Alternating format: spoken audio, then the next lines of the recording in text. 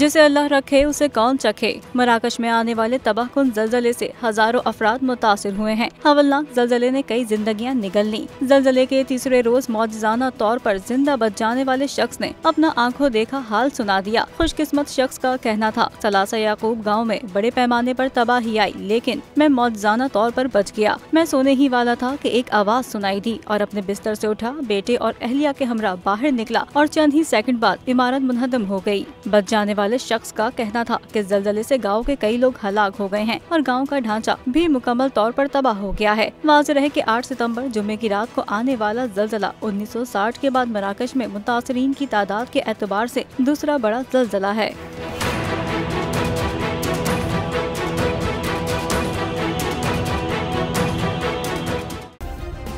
Subscribe करें और bell दबाएं ताकि कोई खबर रह न जाए।